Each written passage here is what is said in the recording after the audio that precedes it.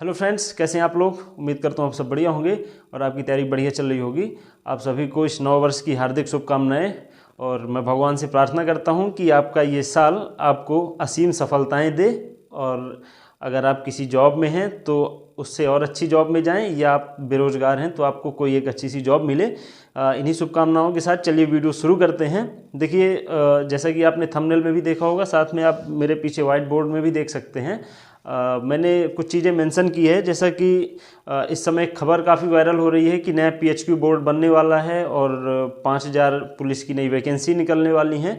तो इन्हीं सब से रिलेटेड बात करेंगे, क्योंकि जाहिर सी बात है अपने लिए काफ़ी खुशखबरी है, राहत भरी खबर है कि चलो अभी भर्तियों का सिलसिला रुका नहीं है। नई कोई भर्ती है जो कि जिसका अपन इंतज़ार कर सकते हैं, जिसके लिए अपन प्रिपरेशन कर सकते हैं।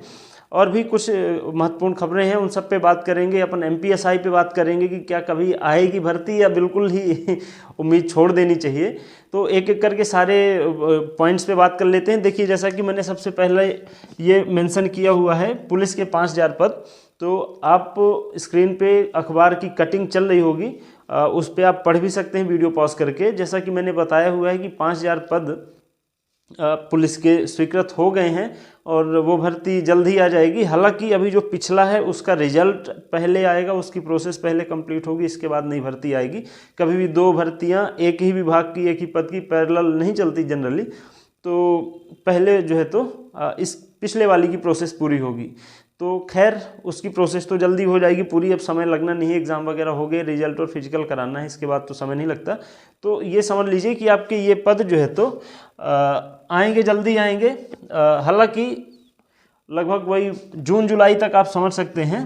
जब पिछली वाली जो भर्ती अपन की पुलिस की आई थी, वो भी लगभग जून और जुलाई के आसपास ही आई थी, उसके फॉर्म भरे गए थे। तो उसी समय आपकी ये भर्ती जो है तो देखने को मिल सकती है। हो सकता है 5000 में एक आध हज़ार 2000 और ऐड हो जाए, है ना। जैसा कि ट्रेंड पिछले एक दो बार से रहा है कि 6000 7000 के आसपास पद आते रहे हैं। तो ये जून जुलाई में आपको ये भर्ती देखने मिल सकती है। इस पे जो है तो कुछ इम्पोर्टेंट अपडेट है, इम्पोर्टेंट फैक्ट्स हैं जो कि जान लेना ज़रूरी है। देखिए, ये जो महिलाओं का 35% रिजर्वेशन का था, पहले 33% का था, 2% बाद में बढ़ाया गया था। तो ये हालांकि ये पहले का है ना, प्रस्ताव पहले का है और इसको जो है तो लागू किया जाना था, लेकिन कुछ आंतरिक जो भी अव्यवस्थाएं रही होंगी उसकी वजह से लागू नहीं किया गया था। तो ये जो पुलिस की भर्ती है, पुलिस की और टीचर की, इन दोनों में जो है तो ये 35% किया गया है। बाकी हर जगह भी 33% ही है।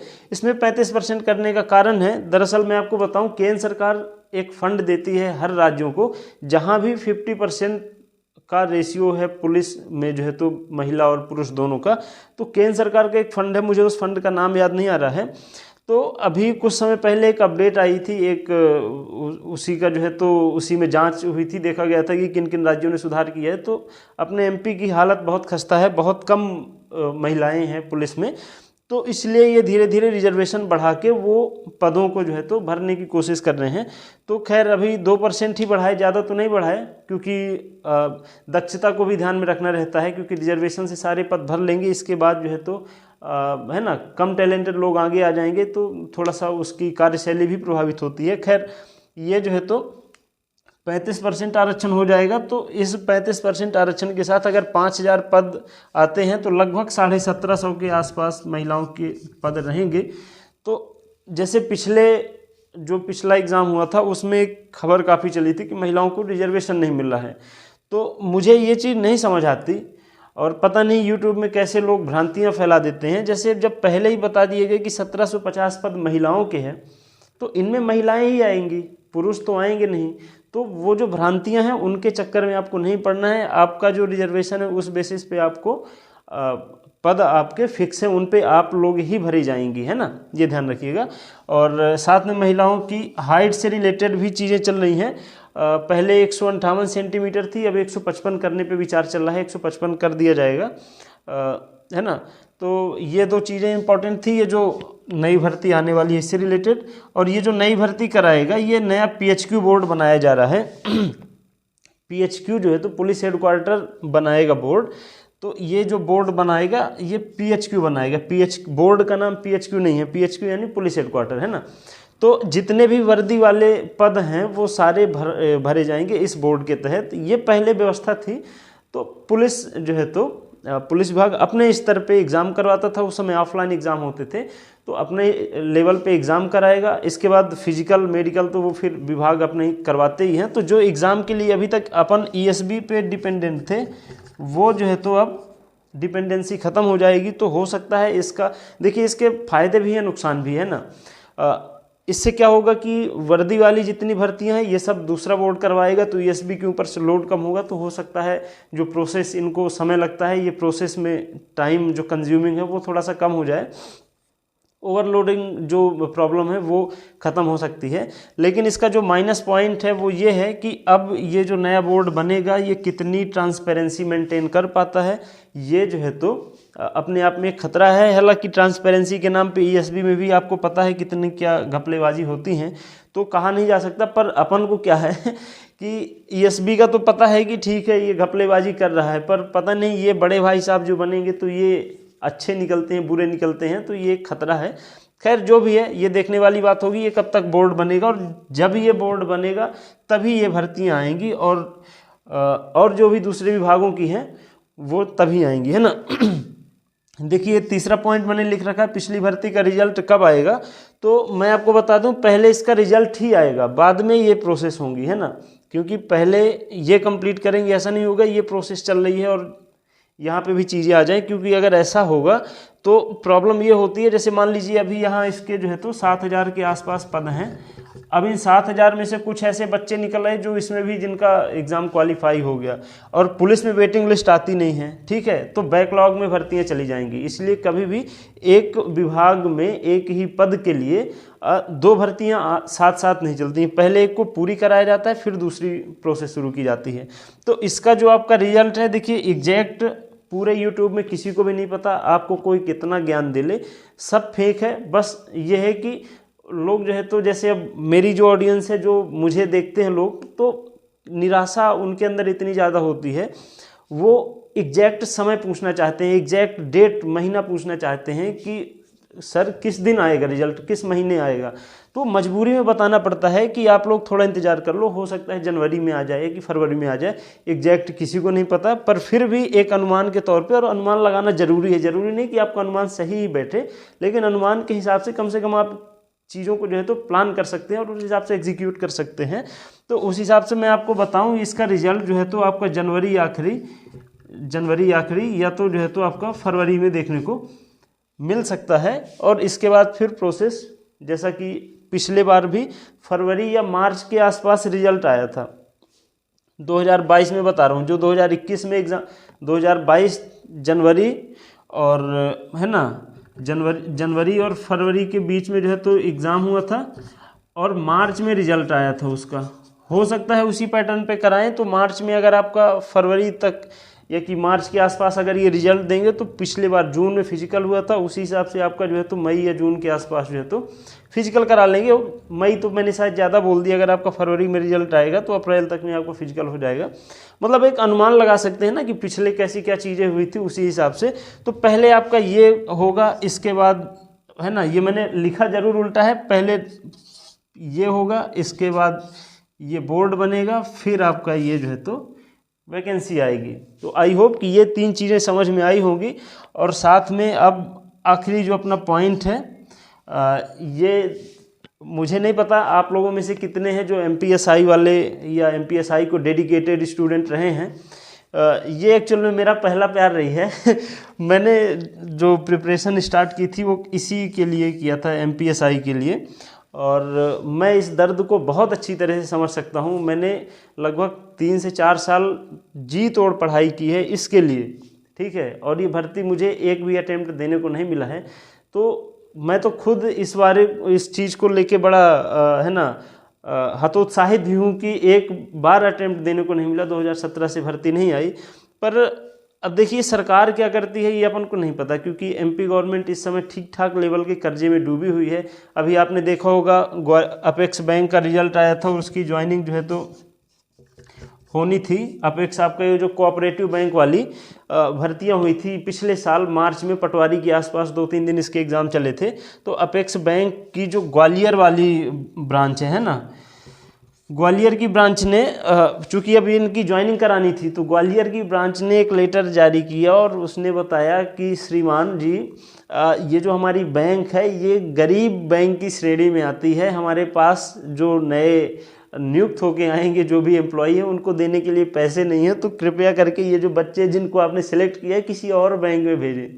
समझ रहे हैं कंडीशन क्या चल रही है? एमपी गवर्नमेंट में इसमें पैसे नहीं है, तो नए अब ये जो अगर नई वैकेंसी आएगी तो इनके लिए पूरा खर्चा है ना, ज्वाइनिंग से लेके सैलरी, ट्रेनिंग, सारी चीज़ें, तो उसको गवर्नमेंट उस चीज़ को सहन कर सकती है, उस भार को, कि नहीं, ये तो अब कुछ कह नहीं सकते। बाकी इससे रिलेटेड एक इम्पॉर्टेंट अपडेट ये है कि अभी कुछ समय पहले एएसआई से एसआई और एसआई से इंस्पेक्टर पुलिस में प्रमोशन हुए थे। देखिए मैं आपको बहुत शॉर्टली 2 चीज़ें बता देता हूँ।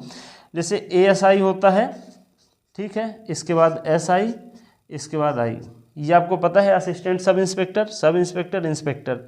ये जो पोस्ट है ये पूरी तरह से प्रमोटेड पोस्ट है, ठीक है। इसमें जो है तो डायरेक्ट भर्ती नहीं होती है, ये आपको भी पता है। नहीं पता हो तो मैं बता दूं कि आपने कभी भी किसी भी विभाग में इंस्पेक्टर के लिए जो है तो डायरेक्ट नहीं देखा होगा, जो एग्ज़ाम डायरेक्ट होती है। देखिए सेंट्रल गवर्नमेंट की बात अलग है, आपने एक्साइज इंस्पेक्टर वगैरह और ये सब सुना होगा, वो अलग बात है। आपने पुलिस में या पैरामिलिट्री जो चलती है बीएसएफ, सीआरपीएफ वगैरह, उनमें आपने कभी इंस्पेक्टर का नहीं सुना होगा। अभी जो जेल की आई थी, जेल असिस्टेंट सुपरिटेंडेंट वाली, वो हालांकि 3 स्टार है, इंस्पेक्टर रैंक की है, लेकिन क्योंकि उसमें अभी जेल विभाग में 2 स्टार है नहीं, पहले था, अभी पद खत्म कर दिया गया, तो डायरेक्ट 3 स्टार करते हैं। इस बार प्लान चला था कि हम 2 स्टार करेंगे, इसके बाद प्रमोशन में 3 स्टार करेंगे, पर वो हो नहीं पाया। तो ये क्या है, ये प्रमोशन वाली पोस्ट है। इसमें जितनी भी जो भर्तियां होंगी, जितने भी लोग आएंगे, सारे प्रमोटेड रहेंगे। लेकिन ये दोनों हैं डायरेक्ट रिक्रूटमेंट वाले, मतलब प्रमोशन भी होता है और डायरेक्ट रिक्रूटमेंट भी होता है। जितना मुझे पता है 60-40 का रेशियो चलता है, ये प्रमोशन से, ये डायरेक्ट भरे जाएंगे। अब देखिए कोई था कांस्टेबल, कांस्टेबल से बना वो हेड कांस्टेबल, हेड कांस्टेबल से एएसआई, ठीक है, ये 100% रिक्रूटमेंट वाली है यहाँ, क्योंकि कोई प्रमोट होकर कांस्टेबल तो बनेगा नहीं। इससे 40% लोग यहाँ पहुँचे, फिर इनका 40% लोग यहाँ पहुँचे, इनका 40% यहाँ, और यहाँ से यहाँ का 100% पहुँच जाएगा इधर, क्योंकि ये प्रमोशन वाली है। समझ में आया? तो यहाँ जैसे मान लीजिए एएसआई, यहाँ तक आप देख लेंगे कि ये प्रमोशन से इनका काम चल सकता है। लेकिन एसआई, अब मान लीजिए जैसे मैं आपको और समझाऊँ, यहाँ पे ज़्यादा खिचड़ी बनी जा रही है, मैं इसको हटा रहा हूँ, है ना। तो क्या होता है, जैसे कांस्टेबल से हेड कांस्टेबल बना, फिर एएसआई बना, एएसआई से एसआई, और एसआई सारे के सारे पहुंच गए इंस्पेक्टर में, क्योंकि इनको प्रमोशन देना ही है। हालांकि यहाँ जैसे जैसे ऊपर जाएंगे पदों की संख्या भी कम होती जाएगी, तो सीधी सी बात है कि इन दोनों पॉइंट पे ये जो है तो पूरा प्रमोशन से भरा जाता है और ये पूरा प्रमोशन से भरा जाता है। तो इसीलिए इन 2 जगहों पे मतलब एसआई और एएसआई यहाँ पे वैकेंसी खाली होती हैं। तो ये कितना भी कोशिश कर लें, अब वैकेंसी को प्रमोशन के थ्रू फुल नहीं कर सकते, क्योंकि 40% ही प्रमोशन से भरा जा सकता है। क्योंकि प्रमोशन से रिलेटेड भी एक नियम है, आप सारे पद प्रमोशन से नहीं भर सकते। जैसे मैंने रिजर्वेशन का बताया कि सारे रिजर्वेशन से नहीं भरे जा सकते, क्योंकि इनको एफिशिएंसी भी देखना पड़ता है, दक्षता देखनी पड़ती है। तो इसलिए अगर प्रमोशन हो रहे हैं तो यहाँ पे हो सकता है थोड़ा वैक्यूम क्रिएट हो, वैकेंसी खाली हो, तो आ सकती है। कब आएगी अभी एग्जैक्ट नहीं कहा जा सकता। बस मैं ये कह रहा हूँ कि जिनकी एज कम है या जिनके पास, जैसे मेरे पास कोई दूसरा ऑप्शन नहीं, मैं तो जॉब करूँगा और तैयारी करूँगा, ठीक है, तो इसकी जो मैक्सिमम एज है यूआर के लिए 33 साल है, और जो रिजर्व कैटेगरी है उनके लिए 33 से ऊपर ही है, ठीक है। तो आप तैयारी में लगे रहो, जब आएगी काम खत्म कर देना है, ठीक है।